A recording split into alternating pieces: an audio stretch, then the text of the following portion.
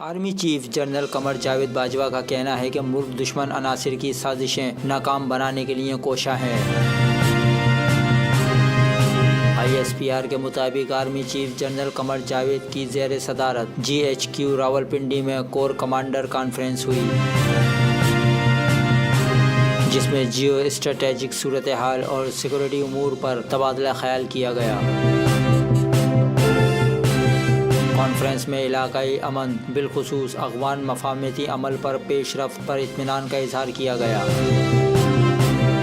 Corps commander conference میں control line اور working boundary پر cease fire کی بھارتی خلاف ورزیوں کا بھی جائزہ لیا گیا اور مقبوضہ کشمیر میں معصوم کشمیریوں پر بھارتی مظالم بھی زیر بحث لائے گئے۔ پاک فوج کی آپریشنل تیاریوں کا بھی جائزہ لیا گیا۔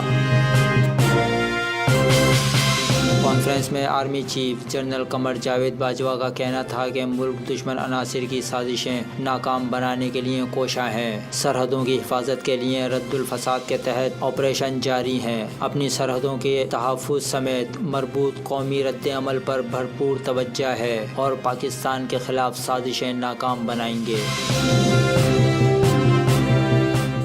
Press the bell icon on the YouTube app and never miss another update.